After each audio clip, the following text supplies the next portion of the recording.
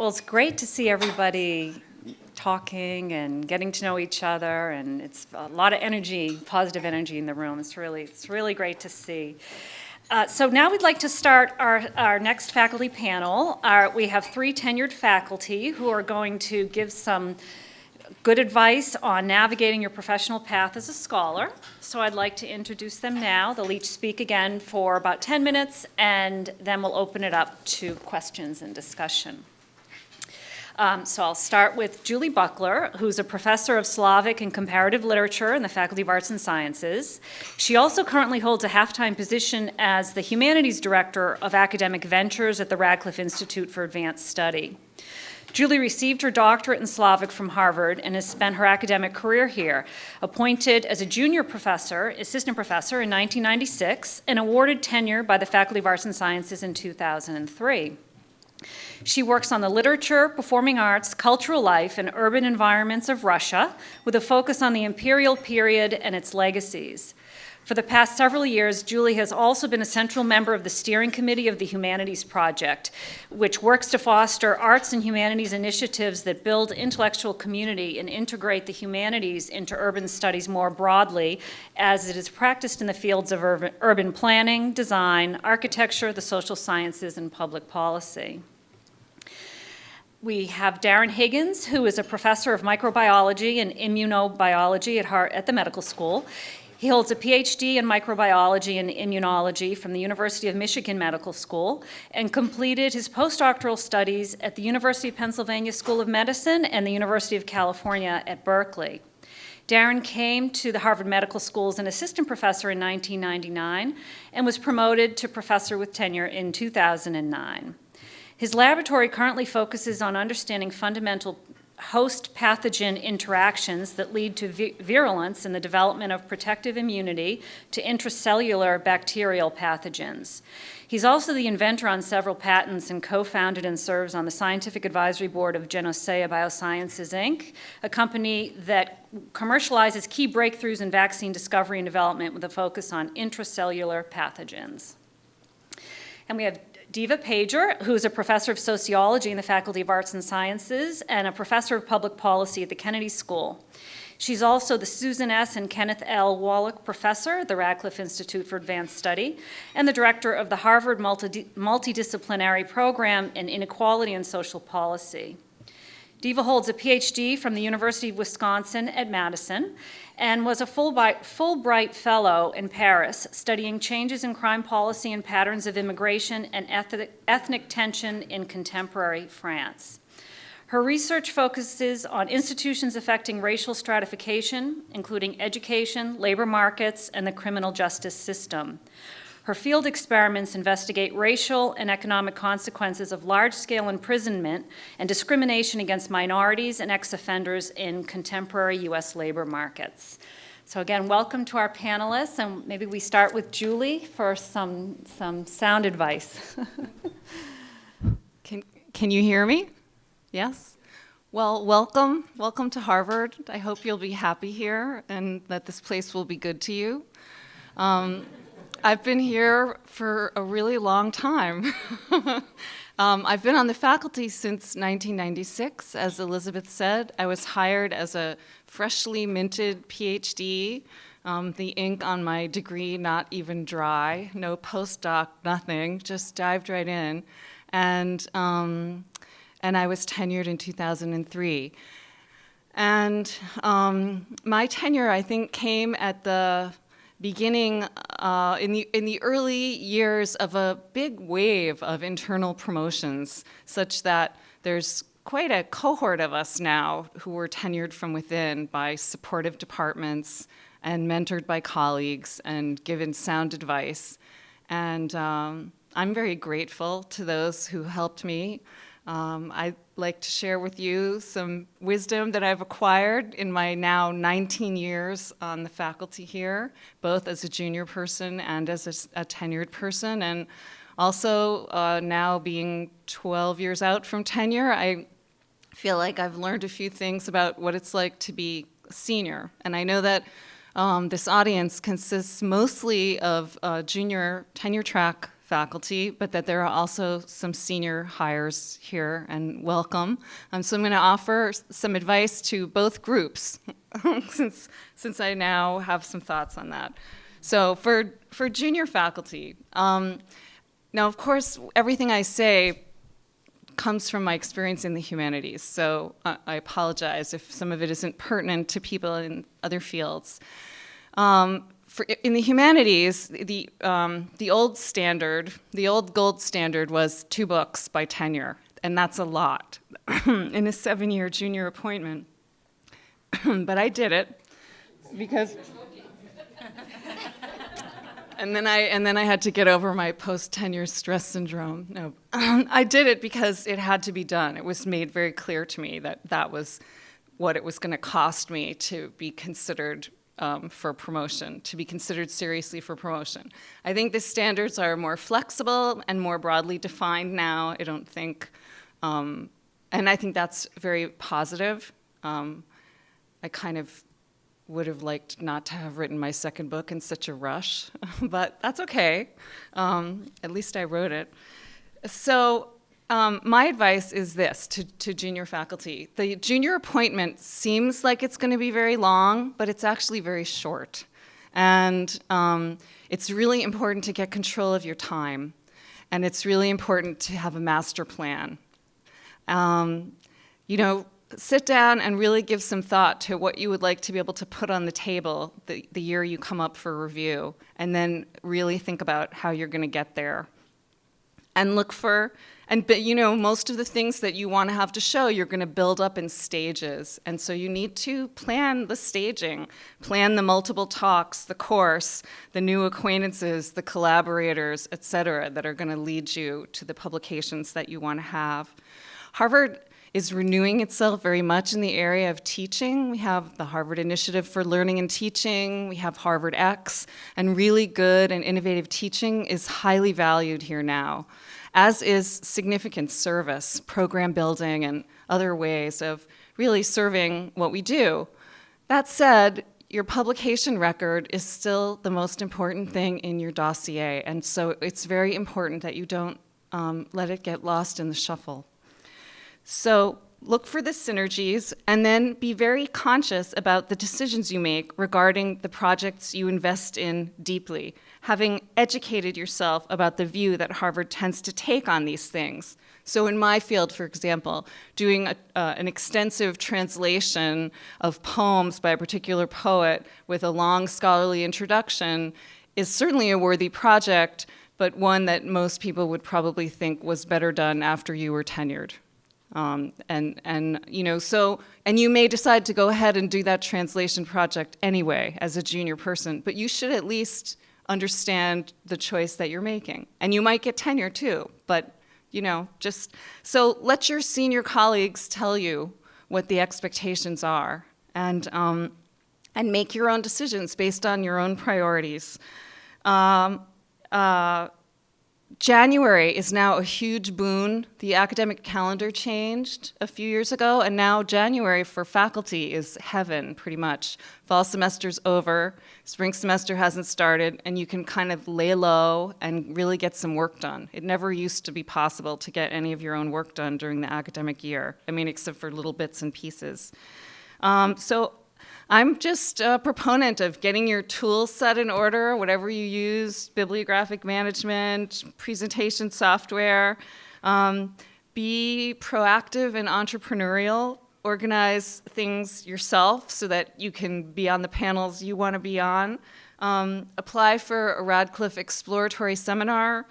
Run a talk series at one of the centers with a colleague. All of these can be done collaboratively, but they're all good ways to extend your reach at Harvard without overextending yourself. And so that's my best piece of advice is do get out there, see if you can get an interesting service assignment or two. I was on the freshman seminar committee when the freshman seminar program expanded a lot, and it was a wonderful committee assignment because I got to see these really wonderful proposals and syllabi from all across the university, and I learned a lot and I thought a lot, and we had great discussions, and I was just very happy that I agreed to be on that committee.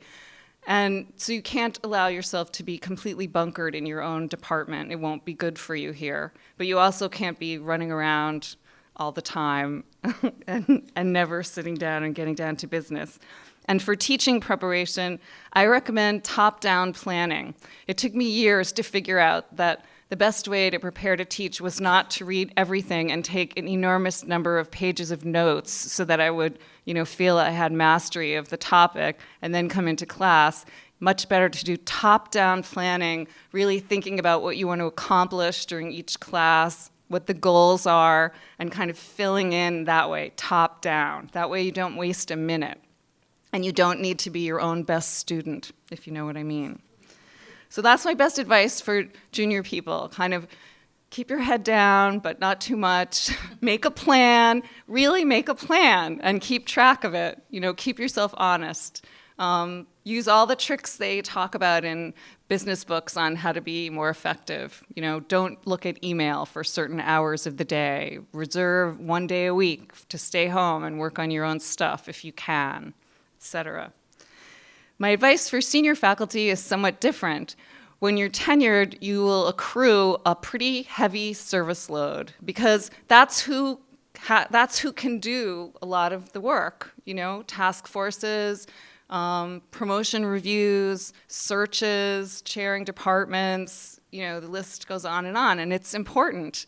And when you get tenure, you kind of owe it to Harvard to pitch in on that stuff. But you can also get buried by the work. I found that collaborative projects have worked really well for me during this stage in my career because they allow me to invest in projects I really care about and to advance them because I have partners who are helping me. That's working really well for me. I'm also really interested in non-traditional forms of scholarly output like websites, and I'm especially enamored right now of a virtual exhibition software tool called Omeka. It's kind of a repository, and it allows students to do more than write traditional papers. It allows them to do more with design and presentation and to incorporate different media. I find it's more engaging for students. And I also find that it's a nice and tempting format for my own scholarly production, but not something I would have attempted as a junior person. So when you're senior, you have to be kind of cagey about finding ways to advance your projects while also doing the things you're supposed to do. And other people swear by writing groups, by having trusted peers who read their work, by setting up networks, connections, commitments that are going to support you in getting your own work done. You can't just live for your next sabbatical. You can be making small deposits in your piggy bank for the 4 years leading up to a sabbatical. That's what I've done, and just keep socking stuff away, keep buying books, keep files of things, give the same talk several times, but in different, venues or from a different perspective. Just kind of, things take such a long time to develop, so allow that space for it to happen. So that's my best advice. Those are my hard-won truths. I think you can really thrive and prosper here, but you have to make the institution work for you because it is very fast-paced and there's just an enormous amount going on. You have to stay grounded. So best of luck. And I mean that sincerely, not ironically. Thank you. I'll pick up from there, and I unfortunately didn't get a chance to see the previous session, but I think a lot of things that all the panelists will say will resonate and cross boundaries. So I'm at the medical school, and as the intro said, I'm starting my 17th year here. And unlike the humanities, I do very little formal teaching. I was hired to come and set up a research lab and basically have productive scholarly work in terms of papers, in terms of research developments, and that was sort of my primary goal. I also came at a time which is, I think, a less of a kinder, gentler time, and it certainly has changed. And I just want to say at the beginning, I have one theme throughout the 10 minutes I'll speak, and that's basically don't work in a bubble, don't work in a vacuum. And I'll try to interject kind of some practical strategies of how to actually do that, to follow up from what Julie said. And I remember when I first came here, assistant professor was like, okay, go in and get your lab set up and go get your R1 grants and just go to it. And I remember sitting about 3 months after I showed up back in 1999, and I thought to myself, I could die in my office today. Nobody would know. Nobody would care until the smell permeated it far enough down the hallway that someone said, go figure out what's going on. And I remember I had this candy dish in my office, so when people came, it was like, hey, do you want to sit and have a talk and talk to me? And usually it was someone saying, oh, we heard you have this piece of equipment, you don't have it, goodbye. And so I realized at that point that working in the bubble and trying to do everything your own isn't going to work.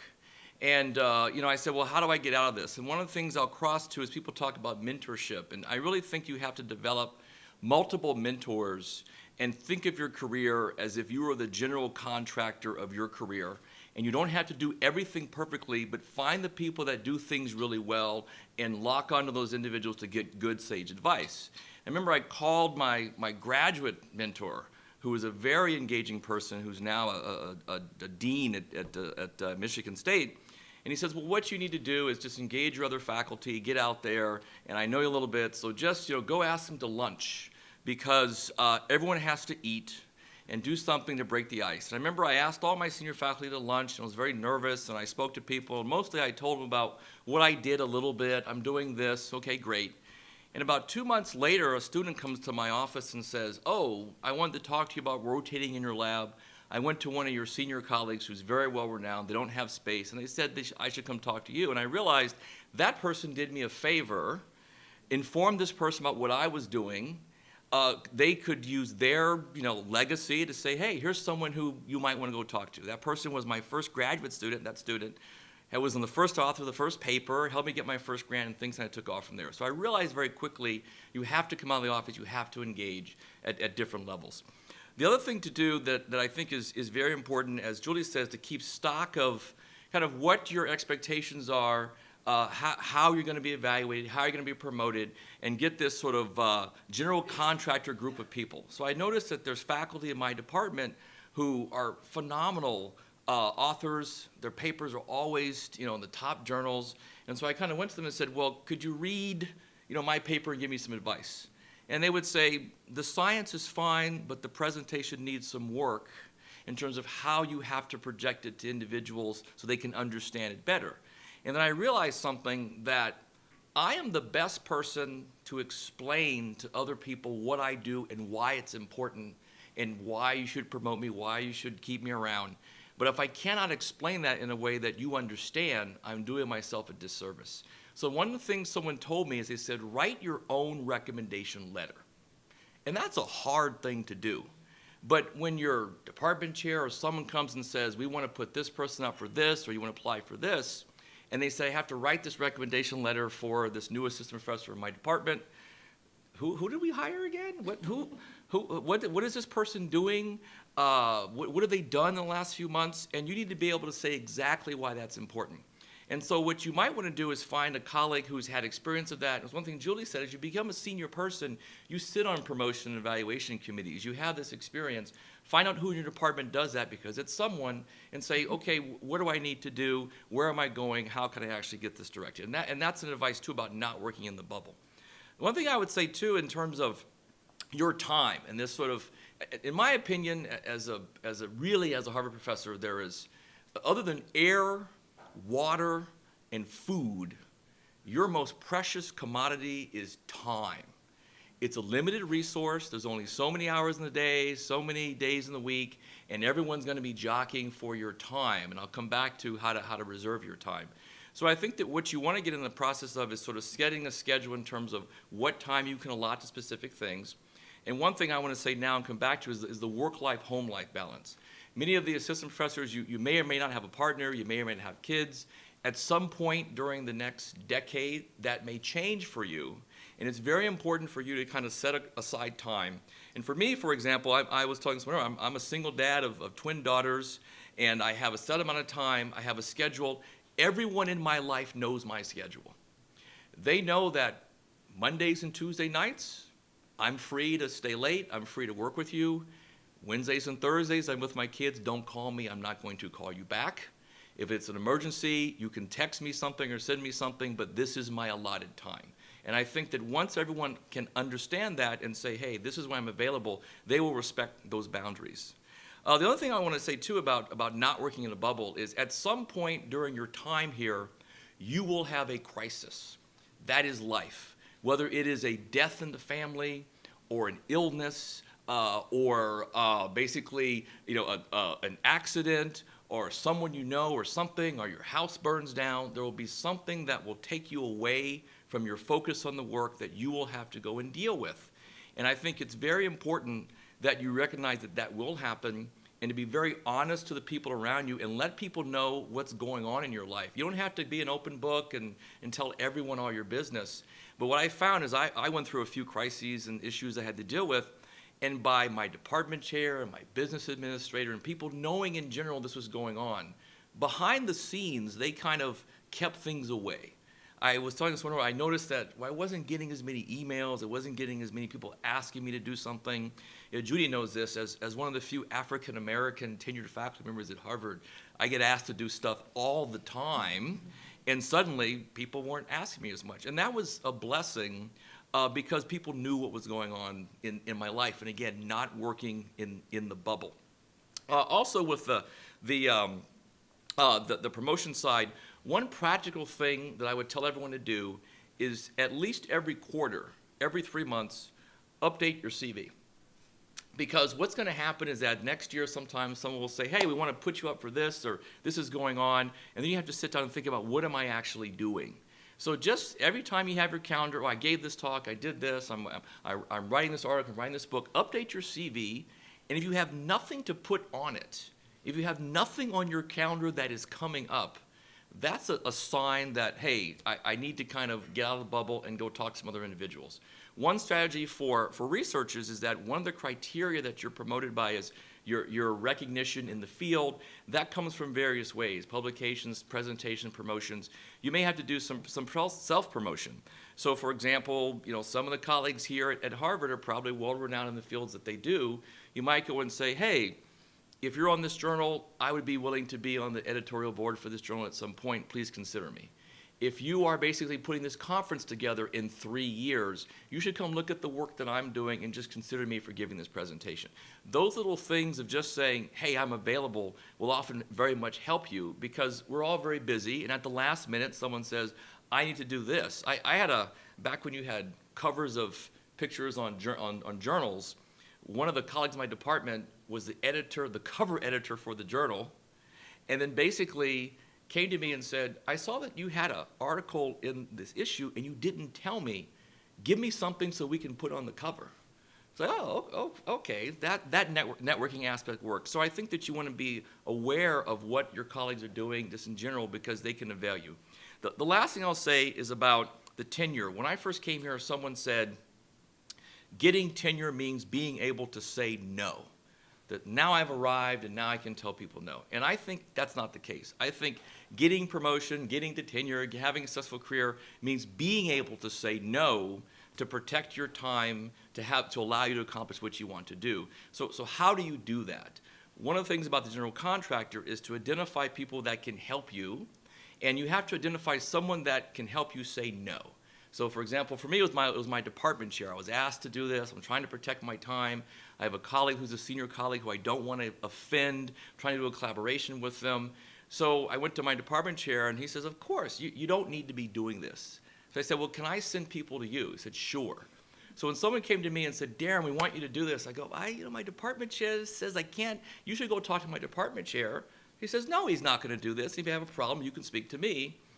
Problem goes away. So I think, again, you want to kind of identify the areas that you want to get to, how you want to get those, and who can help you get to those particular areas. So I'll stop there, and we can readdress anything during the question portion, but that's kind of my general sage advice, and I hope that applies to everyone here in terms of what school, what department, researcher, a teacher, but I think those could be very helpful along your path here at Harvard. And welcome, and I wish you continued success, and that we'll be colleagues for a long time. And I have to say, if this is the first and last time you ever see me, that's your problem. I'm now one of those people, right? We're now one of these people that you can seek out for sage advice, right? Add that to your list now. That's awesome. Hi, everyone. I'm Devah Pager. So I've just been here 2 years now. I'm a relative newbie on this panel. Prior to coming to Harvard, I spent 9 years at Princeton, and before that, 2 years at Northwestern. So I have some comparative perspective. So some of the comments I'll offer will be Harvard-specific and some more universal to how to make this professional life work. So my first piece of advice, I think most of you are probably just starting your first jobs in your first semesters. Is that right? How many of you are here in your first semester of your first job? Oh, just a small fraction of you. So others of you have been here for a while now, or started. Okay. Anyway, well, welcome to all of you, wherever you're coming from. I would say if you have moved here from somewhere else, whether this is your first job or your second or nth job, I would plan on your first semester being a time for you to enjoy and settle in and not plan to really get any work done, especially if you're teaching this semester. I think the first semester is really a time for you to be settling in, learning where the copy maker is, signing up for your gym membership, keeping your classes running smoothly, figuring out, where you are in the world, and don't put too much pressure on yourself. In a way, the tenure clock is short, but in another sense, you need to take a semester to really settle in. So give yourself that time. My advice for the first year, or for the early periods of your time here, is to really spend some time finding a community, and keep in mind that that community may very well be outside your department. I'm talking about an intellectual community as well as a social community. Harvard is a large and diverse campus. It's full of centers and institutes and departments and, with all kinds of opportunities to meet folks. And this is an opportunity, especially early on, to really sample from that diversity of opportunities. I think one huge benefit of turning your life upside down to move somewhere new is that you don't have the same things that tie you down and get you stuck in routines and in a particular rut. So while you're kind of unsettled and freewheeling, take this as an opportunity to sample from all kinds of things that you wouldn't ordinarily select into.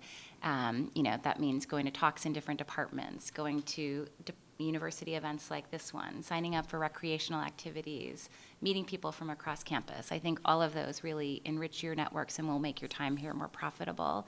When I first got to Northwestern, as a new assistant professor, all faculty were required to attend an all-day pedagogy workshop that was put on by the Teaching Center. This ended up being a completely worthless waste of time in terms of the content. It was just full of really boring and useless information. Unfortunately, I think those kinds of workshops could be done very well. I hope they do them better now, but the content ended up being fairly worthless. But at this workshop, I met two faculty members, one who was a new professor in the psychology department, another a new professor in the history department, who became two of my closest friends and remain so to this day. They were close intellectual colleagues as well as friends, and that was really enriching. So there's a silver lining to spending days sitting and listening to boring panels. No offense. And there can be really terrific things that come out of those events. So really spend some time early on developing those networks. To echo something that Darren said, I think you also want to think about developing community within your department as well. And I think cultivating mentors is a really important part of that community. I think most new faculty, when they enter a department, some people really take the time and say, I want to get coffee or I want to go to lunch. But the truth is that, most people, especially when they've been in their rut and in their routine and are busy with a million commitments, they are thinking to themselves in the back of their mind, oh, I'd really like to get to know this person better. But they just, never are able to stop and take a moment and reach out and find a time. So you should take that initiative and, every semester make sure that there are at least one or two faculty members in your department that you're reaching out to and say, hey, do you want to get lunch? Do you want to get coffee? And cultivate some of those relationships, because your colleagues really, really do want to get to know you, even though they're just caught up in their own little bubble. My third piece of advice is to learn to say no, and more specifically, I'd say just say no more often than they're saying yes. That's kind of my general rule, I think, for especially for junior faculty. Now, of course, you want to be a good citizen, you want to be a member of your community, and your colleagues will notice that you are contributing and that you're pitching in, and they will appreciate that for sure. But you can't do everything, and you won't get tenured just for being a good committee member. So figure out where you can make a contribution to your department. Figure out where you can make a contribution to your university, and do those jobs really, really well. But don't get penalized for doing those jobs well by getting roped into participating on 15 other committees. So just plan strategically with your time. And that goes for professional activities as well. So let's face it, like, we have awesome jobs, and we get to do all kinds of things that for the most part are really, really enjoyable. So I love giving talks in different departments. I really like going to conferences. I like speaking to non-academic audiences. I like meeting with policymakers. I like meeting with student groups. I like being included in special edited volumes. You know, there are all kinds of things that are like parts of our jobs that we really, really enjoy, but we can't do all of them. So how do you figure out what to do and what not to do? Well, I have a really, really great litmus test for you. So you have to think to yourself, when you get asked to do something, if you would be willing to do it next week, you probably want to do it. If you wouldn't be willing to do it next week, don't do it at all. So here's my thinking behind that. Academics get asked to do things 6 months in advance, 12 months in advance, like well beyond any reasonable sense of having a time horizon or what that feels like. And the temptation is to think, oh yeah, 6 months from now, my docket will be clear. Like, now is the busy time. This is the crunch time. But once I get past these next few deadlines, things will really clear out. But the truth is, like, what you are experiencing now, that's how you feel next spring and the following fall and the year after that and every semester until you retire. So if you're too busy to do it now, the chances are you'll be too busy to do it a year from now. So there are things that I get asked to do that, if I had to do them next week, there's no way that I would say yes. And sometimes I get roped into doing things because I've been asked a year and a half in advance, and then I get to the point where I actually have to turn in the chapter or attend the conference, and I'm thinking, what the heck, was I thinking? I really don't want to do this. And there are other things that, when they come up, like, I really want to be a part of those things, and I would clear my schedule to do them if they were coming up much more quickly. So if you wouldn't want to do it now, you probably won't want to be doing it a year from now. Say no. Okay, last few pieces of advice. Delegate and ask for help. I think this is consistent with the general contractor model. Harvard has a lot of bureaucracy. It's probably the most bureaucratic institution that I've ever been a part of. But these staff, in my experience, staff from the level of administrative assistants all the way up to deans are exceptionally highly qualified and really, really good at their jobs and committed to doing their jobs well. And they're there, for the most part, to help you do your work better. So take advantage of that. Figure out what those resources are and how they can help you. There are people that can help you with data analysis. There are people that can help you filing your receipts, with sending out your letters of recommendation, with maintaining your bibliographies, with setting up and maintaining your website. There's all kinds of staff out there that can help you do your job better. Sometimes it takes more effort to ask someone else to do it than just to do it yourself, but that's only the first time. So if there's anything that you plan to be doing more than once, even if it's only once a year, find someone else to help you do it and delegate. And then the last thing I would say is keep in mind that everyone feels like an imposter, at least some of the time. Your colleagues did not make a mistake in hiring you, unless you are Michael LaCour and made up all of your data. There were some very good reasons that your colleagues chose you out of what was an enormous pool of applicants, I am sure. So keep in mind what you love about your work, and your colleagues are going to love it as well.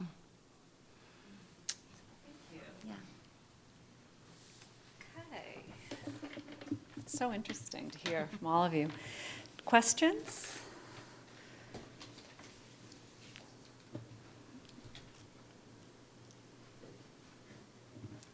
Sorry, this is a negative, sad question.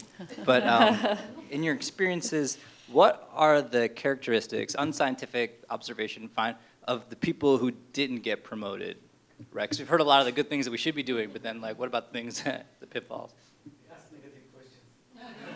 Oh yeah, my first one was really negative.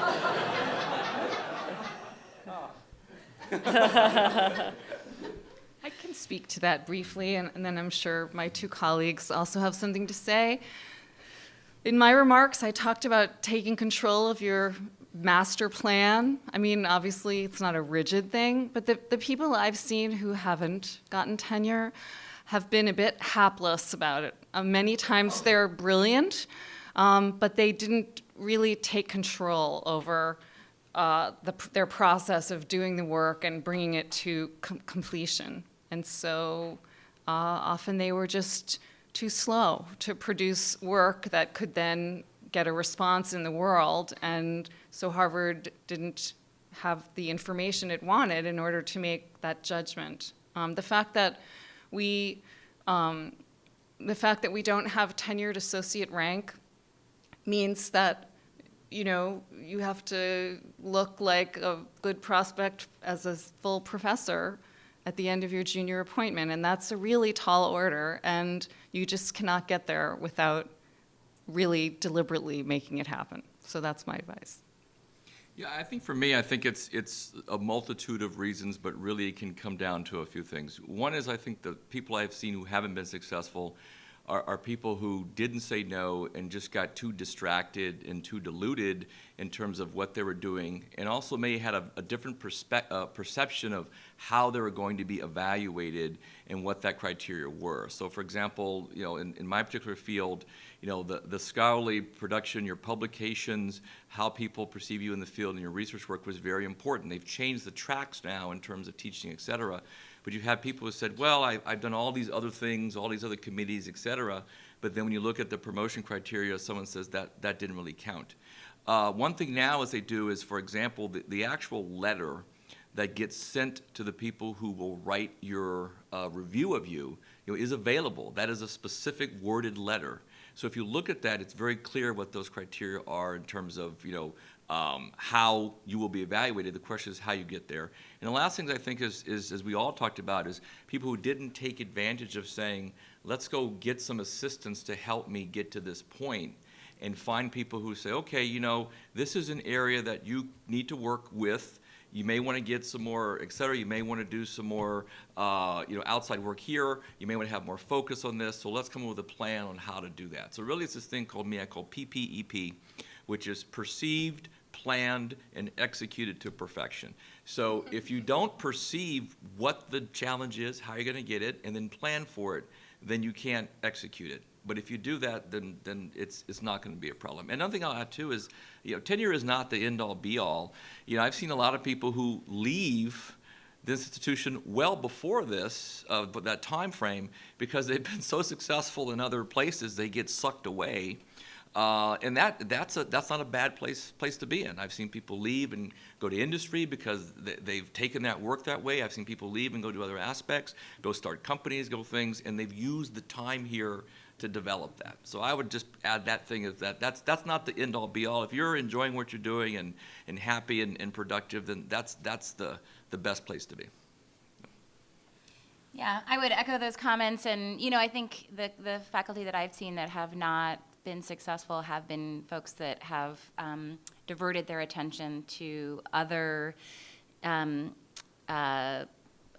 activities that maybe gave them more immediate reinforcement, but weren't the kind of scholarly production that they needed in order to pass that tenure bar. And I think sometimes it's like the process of writing articles or books is a long one, and there's very little feedback, and you really have to be extremely patient and endure a lot of criticism, where there's other parts of our lives, even teaching, for example, where we're getting immediate feedback and where we're feeling like the interaction with the students is really stimulating, and that is fantastic, and being able to combine an active teaching and research life is the ideal.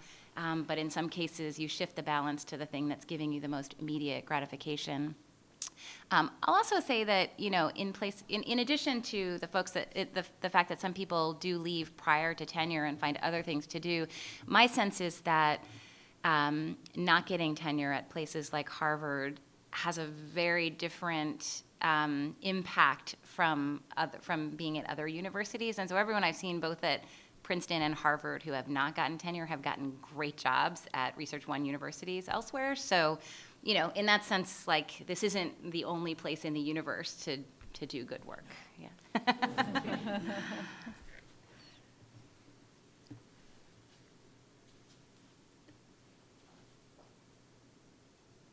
I just wanted to follow up on the comment from both Julie and Devah about slow and the adjectives slow or fast, scholarly productivity, and sort of generally the nature of productivity.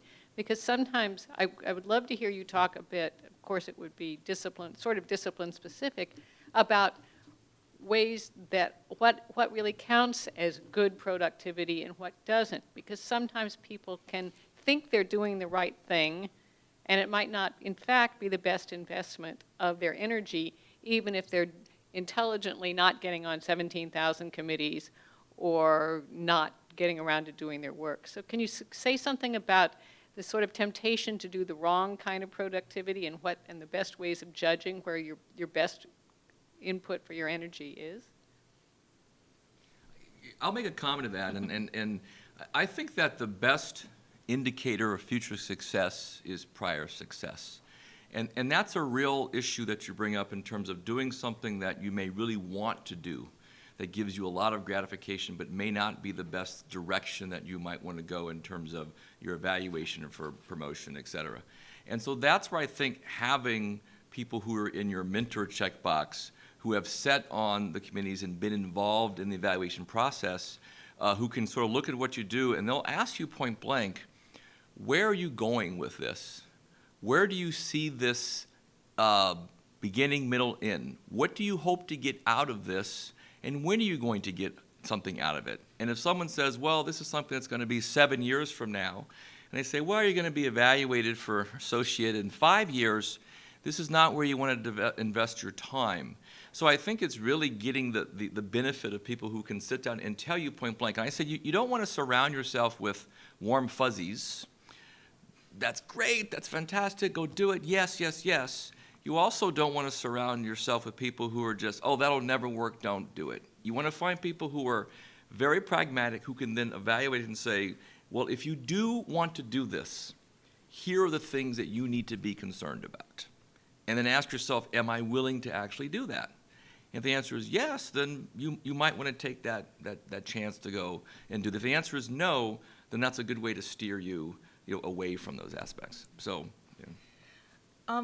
Well, I said be conscious about your decisions, and by that I mean be informed, because it is really such a challenging balance, and frankly, it continues to be challenging at every career stage now, in my experience, which is to say that you have to push really hard to move things forward and make them happen.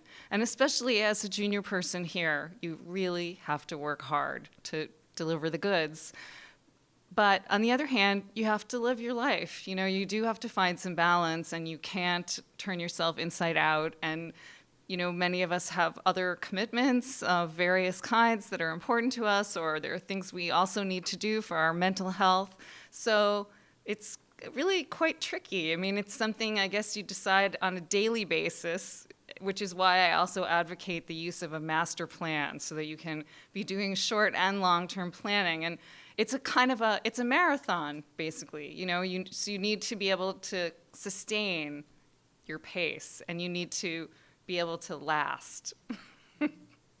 So I just say that in the social sciences, we tend to work on multiple projects at once, but the danger is that it's much, much more fun to start new things than it is to finish older things, and I think that's a temptation that needs to be resisted. So whenever you start a new project, you have to be really, really thoughtful about, is this the thing that I'm really going to commit to going forward, or is this just going to distract me from the work that I already have ongoing? And I feel really strongly about the idea that there is no such thing as a quick and dirty project. So there's often the temptation to think like, ooh, this new issue came up, or I just found this new source of data. I'm going to do this quick and dirty analysis, and it's just going to take me a week or so, and then I'll write it up, and it'll just be a little side piece. In my experience, those projects end up taking just as long as the projects that I feel like are really big and important, or can. And so, keep in mind that there is no such thing as that quick and dirty project. And I just wanted to say, for me, when I'm evaluating files, I feel like a smaller number of really important, high-quality pieces is worth so much more than a long CV of mediocre pieces. And so I would invest more in every single project or publication rather than trying to just stuff your CV full of, less meaningful entries. I just want to add something. There was an earlier question about how to describe people who were not successful here, and I am thinking of a particular example of a person who was a kind of a writing and publishing machine, endlessly producing and publish. It's actually not that difficult to place things and get them published, but then it's out there, and the work was kind of shallow. And now that I'm not under that same pressure, I actually publish pretty slowly because I really don't want my work to be published unless I feel it's my very best work. And so that's another one of those tensions and paradoxes about the appointment at Harvard, that they do want to see some quantity, but you can't be obsessed with quantity because it will lead you in the wrong direction. I really agree completely with what you said.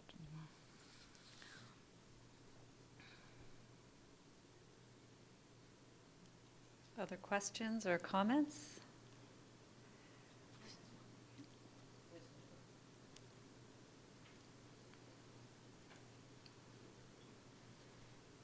What do you do when you get rejected?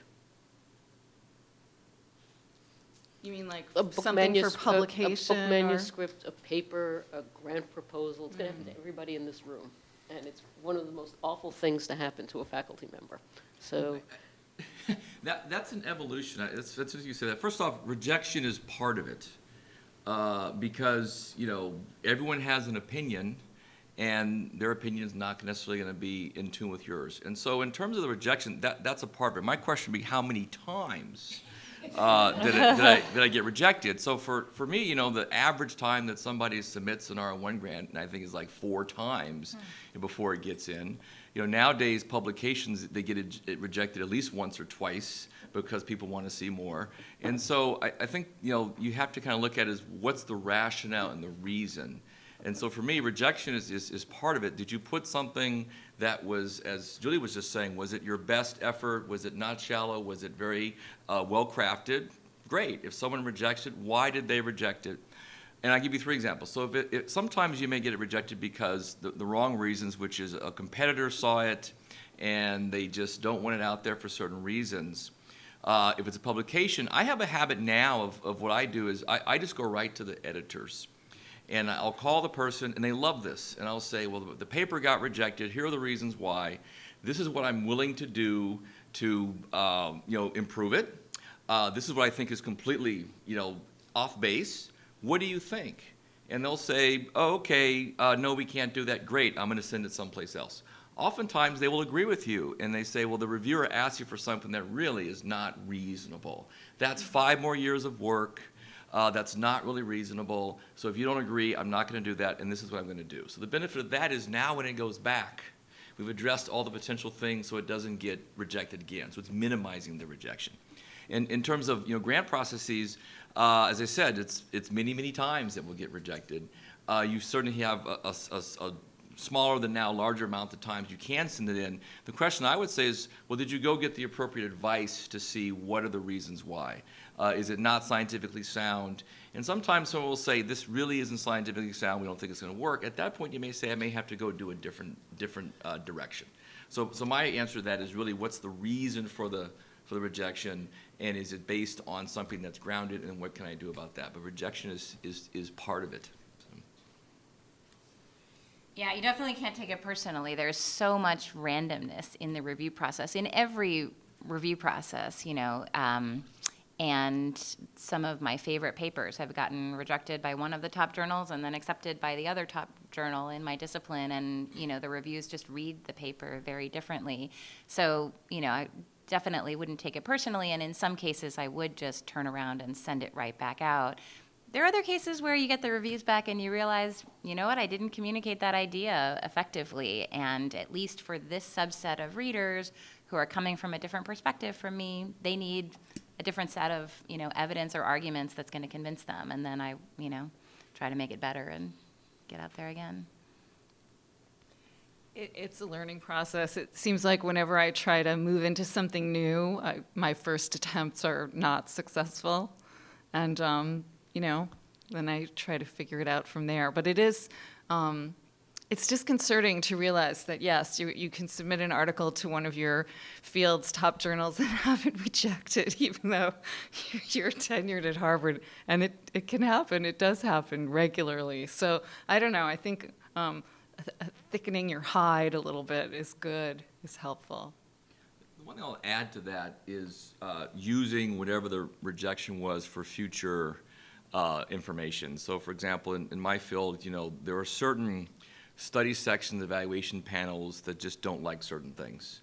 And I had this experiment one time, which was a great experiment. I wish I couldn't have designed it any better, which is I submitted a grant in response to a request for applications, and they had so many requests that they said, well, we're going to extend the time for evaluation. We're going to give 25 grants, but we have 600 applications, so we have to extend it. And they said, so we're going to suspend this rule, and you can now submit the exact same grant at the same time as this one to a different study section and just change the name, because we think there's going to be some great grants, but we don't want you waiting around for 6 months to get one of these 25 when you could just go to a regular study section and probably get it now. And say, so okay, so I just changed the name and submitted it. So when I submitted it to the regular study section, it was triaged. Boom, wasn't even reviewed. This is horrible. It'll never work. It's not innovative. It's not creative. We don't understand why he's submitting this. But I got one of those 25 grants from the first one. And it was the exact same grant. And what I realized was that grant for that study section that they asked for this specific thing was perfect. But for the general sort of thing, really wasn't as appreciated. So from now on, whenever I submit something, I would say, it needs to be here. It has to get here. It has to get in this particular review panel. And what I didn't realize, and one of my mentors told me here, was that you have a right, when you submit grants, to have your grant reviewed on the most favorable circumstances. So if it gets sent to a study section you don't want it in, you can call up and say, please move it. And I didn't realize that, and I had a grant. It got rejected, another one. I called up and I said, this is not the right place. They sent it to the other one, and then it got funded. So a lot of it is just the context of who's seeing it, who's looking at it. And I just want to add this one point now, because this is one of the best pieces of advice that I ever got as a faculty member at Harvard in the last 17 years. And I have to credit my colleague Steve Laurie, who told me this. And he asked me, he said, how is your stuff going to get reviewed? How is it going to, do you understand how it's going to get reviewed? And I said, oh, of course I do it. It goes to this study section, it goes to this panel, it goes here, great. He goes, no, it's not going to get reviewed that way. What's going to happen is there's going to be somebody who's tired, who's working all day, who just had a fight with their spouse, whose kid got in trouble with school, whose dog got into the neighbor's yard and messed it up, whose mother-in-law is coming and crashed the car, and they're going away for some other meeting, and they have this limited window of time, and they pull out your paper, your grant, whatever, to read it on the plane while they're going to wherever they're going to before they come back to everything that's going on in their life. So your stuff is going to get reviewed under the worst possible circumstances. So you need to make sure you understand that and make sure everything is clear. And he just gave this sage advice of, if I read this page and I stopped, and then I picked it back up again, and I looked at it. What's most important? Put that in highlight. Do this. Every time you start a new section, repeat the same thing. If I'm having a conversation and I interrupt your conversation, I come back, okay, catch me up to where I am. That's how it's going to get reviewed. So it's these little sort of pieces of things and understanding the realities of the process, which I think will be very beneficial. And that's the things, because it takes time, as Julie said, to understand the realities. But once you understand that, I think it becomes more tenable. Because now, whenever I write anything, I assume this is going to be read by somebody on a plane in the worst possible lighting with the kid behind him kicking in the seat, because I have reviewed things in that same way. But.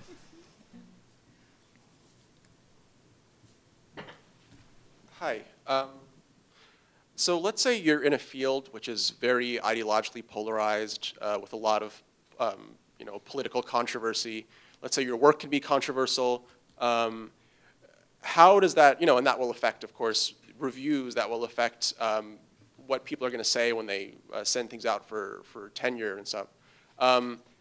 How would you navigate that, sort of knowing in advance that this is the kind of field you're in? There are sort of big ideological stakes. There are going to be, divides and angry opponents, things like that. How do you navigate that in terms of tenure?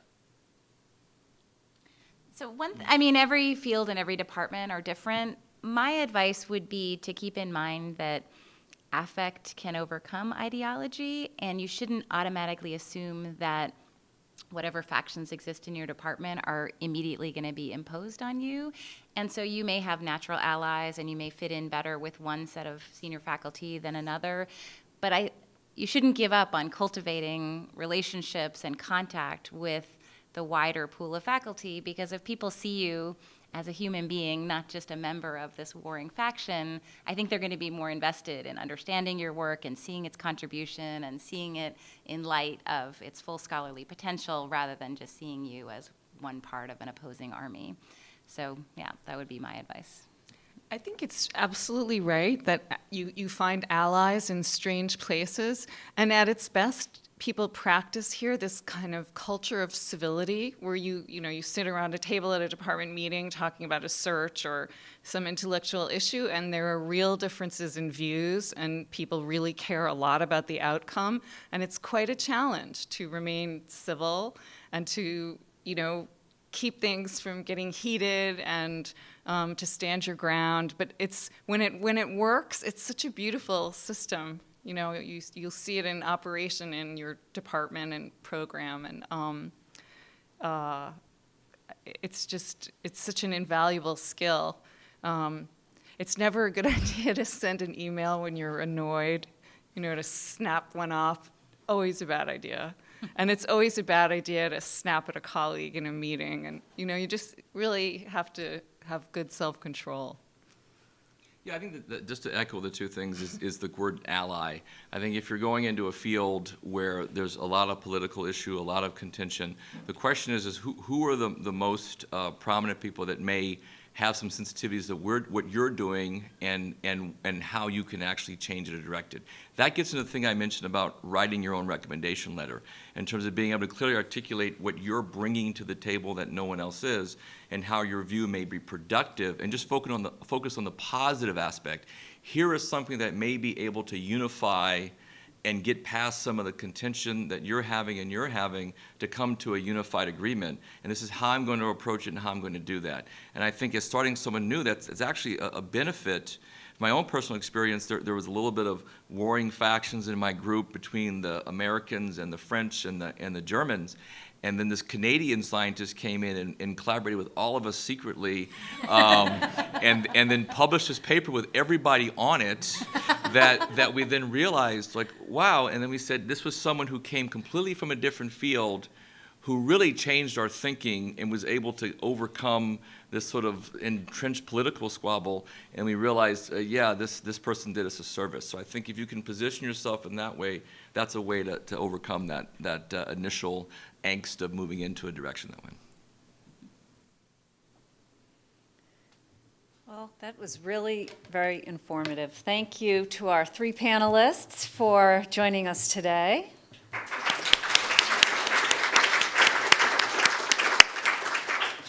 And now Judy will provide some closing remarks.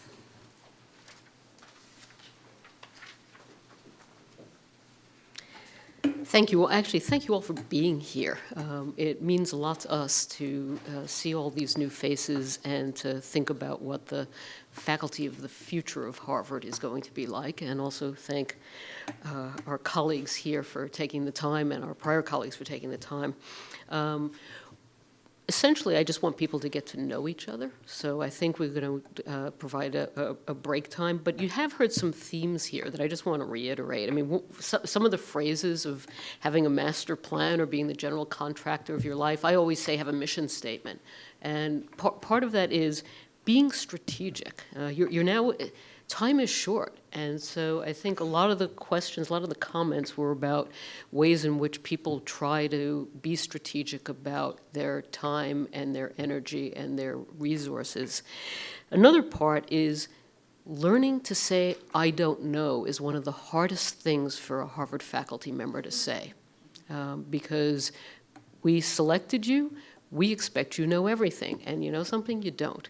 And so whether it's learning to say, I don't know to a student, when it's learning to say, I don't know to a colleague, when it's learning to say, I don't know to a colleague, can you give me some advice? And then never only ask one person. Because if you only ask one person, you'll be convinced that that person just gave you the right answer. And chances are that person didn't. So learning how to ask questions is something that has come up time and time again. Reaching outside of your boundaries is something that we're very interested in. I've had the pleasure of reading most of your dossiers, so a lot of the work that's done by the people in this room increasingly is interdisciplinary. And so learning how to cross boundaries, but also being strategic and not crossing so many boundaries that you're splat on the floor and you haven't done the kinds of strategic things that you need to be successful. And if the success leads to tenure, great. If it doesn't, at least you'll be true to yourself. And so being successful and strategic. And time management. I think several people said that's probably the most important thing. Learning to say no is about time management. Being proactive is about time management. Instead of waiting to see what committees you're asked to be on, think about what the two things you want to do are. Go to your department chair or your academic dean and say, these are the things that interest me. They're perfectly happy to figure out how to work around that. So instead of just waiting for things to happen, being proactive and having that align with your mission becomes another way to think about being successful here. I'm going to close it out by just saying there are going to be a lot of other events this semester. Some of them you've already gotten emails about. We have an event at the Houghton Library at the end of the month. The Houghton Library is a jewel box on the Harvard campus. It's the rare book collection. Luke Manon from the English department is going to be giving a talk. You're going to be able to go and touch Emily Dickinson's desk, and you know, you can pick out books, first editions, notes by various authors. You can think about your favorite author and go find the papers that he or she might have given. So I encourage you to join us. There'll also be a publishing event where we're inviting editors from Harvard and MIT Press, and we've got a book agent. So if you're interested in, if you're in a book field, learning about the book world, even if you're not yet there, it just sort of gives you an idea about issues involved in book publishing. On the fun side, we've got a bank of tickets for the ART in December that we hold a reception at the Ed School, which is right across from the American Repertory Theater, so I encourage you to join us for that. I hold lunches for tenure track faculty during the year, so we've got a whole bunch of things planned. We often do things on social media, on op-ed writing, about getting your voice out there, so we're always looking for ideas. So if you have any idea about something you'd like to learn more about, chances are you're not the only person. Let Elizabeth, they conveniently have the same name, or me know, and we'd be happy to steal your idea and magnify it for other people. So why don't I stop here? We have a reception upstairs. You can go check your email and do all of those kinds of things, hang out in the lobby, or just hang out here, or come up to the reception to meet. We have about another 30 or 40 people coming from across the university. So I just want to say thank you very much for joining us. I look forward to meeting every one of you and talk. My goal is to know every Harvard faculty member. I'm actually not bad at it at this point. So I look forward to talking to all of you, and thank you.